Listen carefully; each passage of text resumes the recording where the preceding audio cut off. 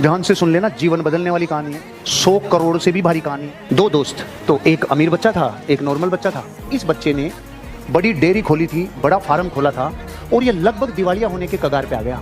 और इसका जो दोस्त था वो बड़े घर का बेटा था, मतलब एक तरीके से राजा का बेटा समझो। तो इसकी पत्नी ने बोला, अजी सुनो, आप कहते थे इतने सालों से कि आपका एक अमीर दोस्त था, तो चलो अपन उससे मदद लेने चलते हैं। तो ये इसकी पत्नी और बच्चे चल पड़े। ये गए, गेट कीपर को बोला कि वो दोस्त जो इतने साल पहले साथ पढ़ता था वो आया है। आते ही उसका दिल खोल के स्वागत किया दोस्त का और बाहों में भर लिया। दोस्त, इतने वर्षों बाद तो आया है, तेरे पूरे परिवार का स्वागत है, मेहमान नवाजी की जाए, बहुत मान सम्मान किया जाए, सेवा की जाए, आप आराम करो। खाना पीना किया, रेस्ट करवाया कि सुबह बात करेंगे। सुबह दोस्त आया, दोस्त ने आते ही अपनी पूरी विक्टिम मोड चालू किया।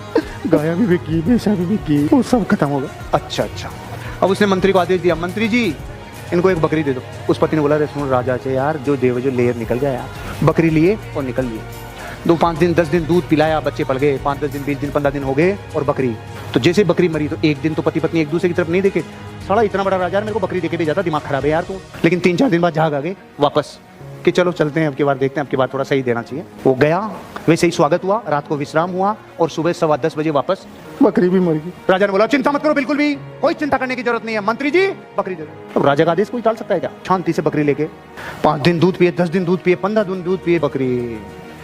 अब की बार अगर बोली, ए सुनो जी, ए चलो पधारो, रुको, विश्राम करो, खाना खाओ पियो, मस्त रहो, शानदार जिंदगी जियो, सुबह 10:15 बजे बकरी मर गई।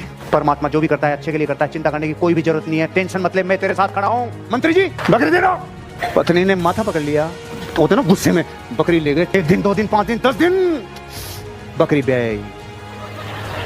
आप क्या सोच रहे?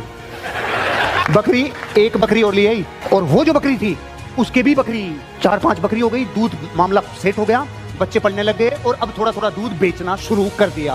90% लोग इस टाइम भूल जाते हैं, जिसने बकरी दी थी उसकी पत्नी ने कहा, सुनो जी आज जो भी हो रहा है, जितना भी हो रहा है, मेरे बच्चे पल रहे हैं, चलो धन्यवाद के क्या आते हैं कि सच्ची कि हाँ चलो चलते हैं। वही स्वागत, वही खाना पीना, वही रहना, महलों में आना, और सुबह 10:15 बजे। लेकिन ये दोस्त, तूने मेरी मदद की मेरे जीवन में, जब मेरे बच्चों के लिए भी कुछ नहीं बचा था, तूने मेरी मदद की, मैं आज केवल शुक्रिया अदा करने आया हूँ। चिंता नहीं करो, परमात्मा सबका भला करता है। मंत्री जी 100 गायें दे दो और 5 गांव दे दो। पत्नी ने कहा, रम मांगने आए थे तब दिया नहीं था, अब ये 5 गांव और 100 गायें दे रहा है। बस दोस्त, तुझे यही समझाना चाहता हूँ, मैं दे तो तुझे पूरा राज्य सकता था उस दिन, जिस दिन तेरे बच्चे भी नहीं पल रहे थे, पूरा राज्य भी दे देता ना, तेरा पूरा राज्य कोयला हो जाता मेरे लाला। मैंने तुझे सिर्फ इसलिए बकरी दी थी क्योंकि तेरी बकरी मरने का टाइम चल रहा था। अब तेरी बकरी ब्याई, तेरे लिए राज्य कुर्बान है, तेरे को भाग्य के लिए रोना नहीं है, तेरे साथ मैं खड़ा हूं।